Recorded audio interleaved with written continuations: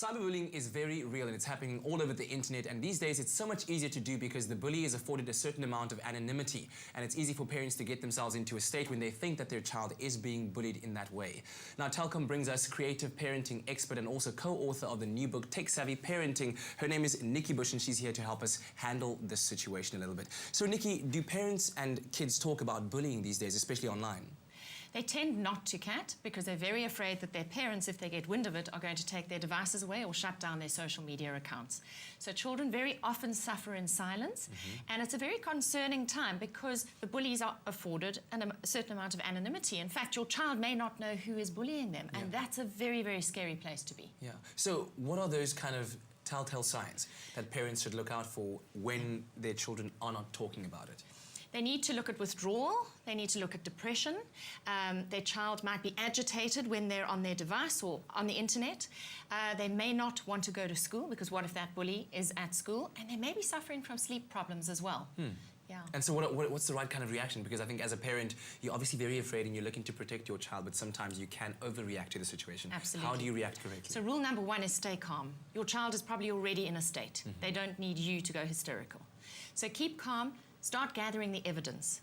One of the things that children need to know, it's like a ground rule, is not to delete the paper trail, so to speak, so the SMSs, the posts, etc., because those can be used as a body of evidence. So you need to start gathering that evidence. You need to speak to perhaps the parents of the perpetrator if you know who it is, because very often parents are completely unaware of what their kids are doing online. This is the case, if, of course, if you think that the bully is another child at school, exactly, of course. Yeah. Exactly. And if it is happening between children in the same school, then one needs to alert the school because there is a user policy at the school, and parents need to know what that policy is. Children should know what it is as well, and the school will then support the parents in dealing with the issue. So very important. But at the end of the day, it's about communication, it's about relationship, it's about tapping in and tuning into your child, knowing where they're at, and reading the spaces between the words. So it's not necessarily what your child is saying, but how they're presenting to the world that is going to give you the clues as to whether they're in trouble or not. And I guess also in having those conversations, assuring your child that they know that you are doing this to protect them, and not necessarily, like you said in the beginning, not to take away the fun element out of their lives.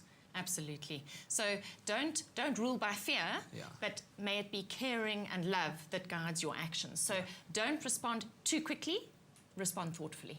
And you know, among those tips that you gave on how to react, I mean, would it ever get to a case where you might necessarily need to alert the authorities? You may need to if there's some physical threats against your child's physical safety. You would go to the police. You can get restraining orders now.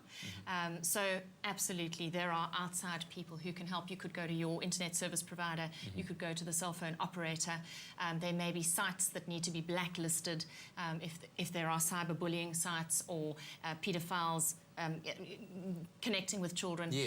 Those sites can be shut down when everybody works together. Definitely. Nikki, as always, thank you very much for your valuable advice. We really do appreciate it. And I think some very good tips out there for parents to know. And as Nikki said, it all starts with having those conversations around the table. But the cyber world is out there. And if you'd like to become part of it, connect with your internet, then go ahead and talk to Telkom, because they are ideally suited to offer you broadband and internet services that cater for your needs. Visit their stores, call them on 10213, or visit them online at www.telkom.co.za for more information. Turn your house into a connected home for only $3.99 per month from SA's best fixed and mobile broadband network. Call 10213 or go to a Telkom store.